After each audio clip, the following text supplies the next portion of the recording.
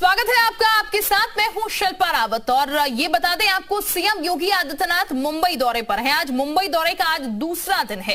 CM योगी ताज hotel पहुंचे हैं। उद्योग जगत के दिग्गजों से मुलाकात वो आज करने वाले हैं। सीएम योगी की अगुवाई में आज रोड शो भी होगा।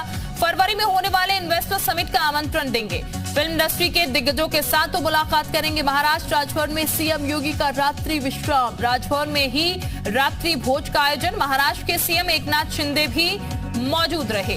तो सीएम योगी आदित्यनाथ फिलहाल मुंबई में मौजूद हैं। दूसरा दिन आज उनके दौरे का मकसद ज्यादा से ज्यादा इन्वेस्ट लाना, चूंकि इन्वेस्टर समिट होने जा रहा है उत्तर प्रदेश में। और ये बता दें आपको, बड़े बड़े उद्योगपतियों से यहां पर मुलाकात सीएम योगी आदित्यनाथ करने वाले हैं और कुछ फिल्मी सितारे भी होंगे जिनसे मुलाकात सीएम योगी आदित्यनाथ की होने वाली है। यहाँ पर रोड शो भी आज आयोजित किया जा रहा है।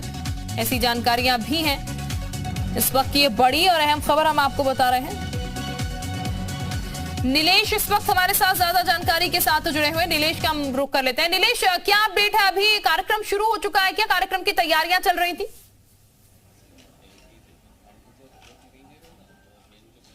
जी बिल्कुल, आपको बताएं कि आज सुबह 8-8:30 बजे के करीब योगी आदित्यनाथ राजभवन से निकलकर ताजमहल होटल पहुंचे हैं और यहां पर लगातार जिस प्रकार उनका स्केड्यूल था उसी अनुसार उनकी जो बैठकों की दौर है वो लगातार चल रही है। फिलहाल 9 से 10 जो समय दिया गया था उस दरमियान वो बैंकर्स यानी कि देश के जो विभिन्न बैंकर्स हैं उनके साथ वार्तालाप कर रहे हैं। उनके साथ उनकी जो मीटिंग है वो फिलहाल अंडरवे है और फिर इसके बाद 12 से 2 का जो समय दिया गया था उस बीच वो इन्वेस्टर्स के साथ GIS यानी ग्लोबल इन्वेस्टर समिट के तहत जो मुलाकात है वो करेंगे। और इस बीच वो राज्य में उत्तर प्रदेश में निवेश को लेकर सभी को आमंत्रित करते हुए नजर आएंगे।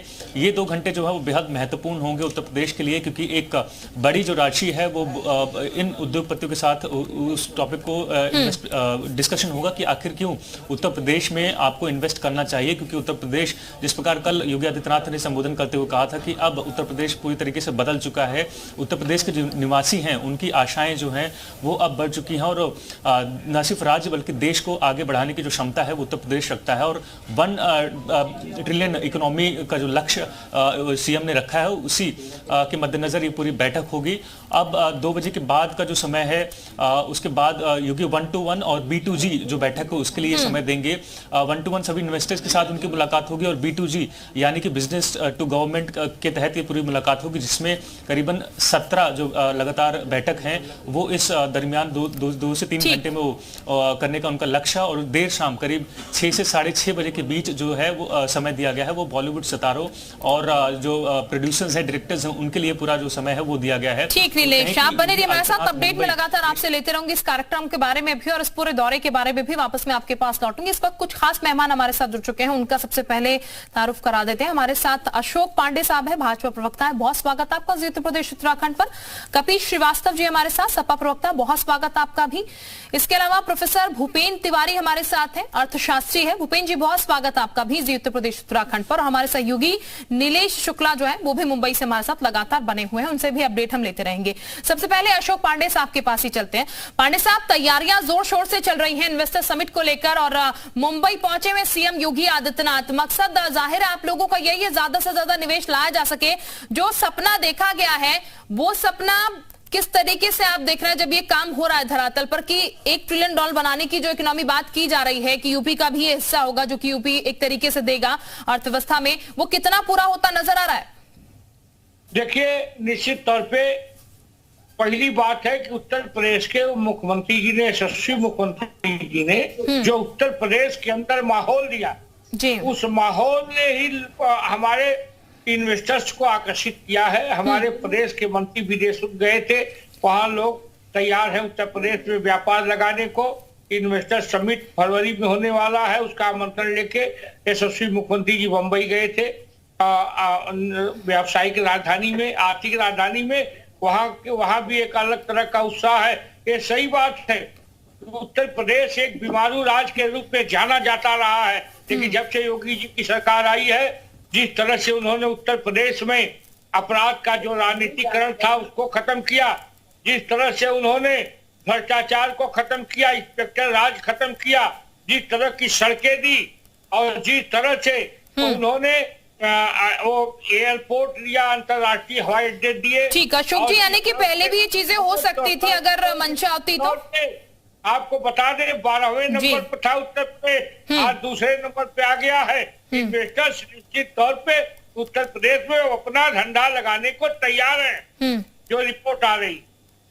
ठीक, कपीश जी भी हमारे साथ है। कपीश जी, बीमारू राज्य था उत्तर प्रदेश, आज उसे उभारने की जो पूरी कवायद है वो बीजेपी सरकार कर रही है, योगी सरकार कर रही है। 12वें से दूसरे नंबर पर लेकर आ गए बीजेपी वाले, और ये बार बार वो कहते हैं कि अगर मंशा होती, आप लोगों की भी मंशा होती, जो पहले सरकारें थी उनकी भी, तो शायद स्थिति अलग हो सकती थी। माफिया राज उन्होंने खत्म कर दिया है।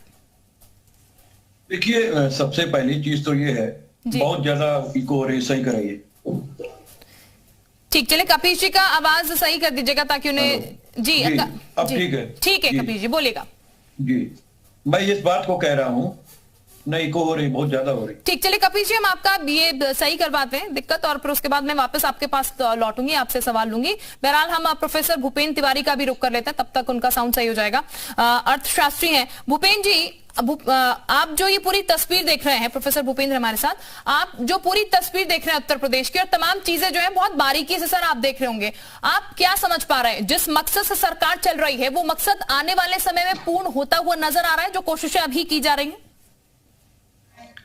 देखिए, इन्वेस्टमेंट लाना जो उससे प्रत्यक्ष लाभ होगा उत्तर प्रदेश को, और जो राजनीतिक लाभ होगा वो तो कपीश जी और भाजपा प्रवक्ता ने बात किया ही है। हम तो एक अर्थशास्त्रीय दृष्टिकोण से अगर देखते हैं तो इन्वेस्टमेंट का जो दूरगामी परिणाम होता है, फायदा होता है, वो अप्रत्यक्ष लाभ हमें ज्यादा दिख रहा है। अगर हम 1 ट्रिलियन इकोनॉमी की बात कर रहे हैं तो स्वाभाविक है कि हमें इन्वेस्टमेंट बढ़ाना पड़ेगा। और जो कोरोना काल में सबसे अच्छी बात ये हुई थी कि इन्वेस्टमेंट अगर घरेलू ना हुआ होता, हम सिर्फ विदेशी इन्वेस्टर, फॉरेन इन्वेस्टर के भरोसे बैठे होते, तो हमारा जो इकोनॉमी थी, इंडियन इकोनॉमी, वो सरवाइव नहीं कर पाती। जैसे चाइना की इकोनॉमी, जिसको हम फॉरेन बेस्ड इकोनॉमी कहते हैं, एक्सपोर्ट इकोनॉमी कहते हैं, उसी तरह हम भी धराशायी हो जाते हैं। अब दूसरी बात यहाँ पर ये आती है कि अगर हम, अभी कुछ दिन पहले एक चर्चा हुई थी तो उसमें यह था कि कृषि क्षेत्र का विकास होना चाहिए, कृषि क्षेत्र को क्यों पीछे छोड़ा जा रहा है। तो उस समय भी आज बात कर लें कि देखिए, इन्वेस्टमेंट जब आएगा तो स्वाभाविक है कि कृषि क्षेत्र का विकास अपने आप होगा। उसका कारण है कि जो रॉ मटेरियल्स हैं या जो सप्लाई चेन है वो कृषि क्षेत्र से ही होकर के जाती है। अगर लोग इन्वेस्टमेंट यहाँ होगा तो यहाँ लोग रहने आएंगे, फूड ग्रेन्स की सप्लाई, वेजिटेबल्स की सप्लाई और उद्योगों में जो रॉ मटेरियल्स की सप्लाई है वो कृषि क्षेत्र से ही आएगा। तो कृषि क्षेत्र का डेवलपमेंट ऑटोमेटिक होगा। अगर हम थोड़ा सा एक आध दो उदाहरण लें कि इस समय जो उत्तर प्रदेश है वो पूरे इंडिया में चौथा सबसे धनी राज्य है। हम अगर पहले, दूसरे, तीसरे की बात कर ले, महाराष्ट्र, तमिलनाडु और कर्नाटक, इवन की कर्नाटक में बेंगलोर को जो सिलिकॉन वैली ऑफ इंडिया कहा जाता है, होने के बावजूद आश्चर्यजनक रूप से सबसे ज्यादा अगर रोजगार प्रदान करता है तो कृषि क्षेत्र है। तमिलनाडु की बात कर लीजिए, सबसे विशाल राज्य है और सबसे हेवी इकोनॉमी है तमिलनाडु की। वहां पर अगर हम बात करें तो कृषि क्षेत्र का योगदान 21% है, और महाराष्ट्र में तो सबसे ज्यादा 51% आबादी को एग्रीकल्चर सेक्टर रोजगार प्रदान करता है।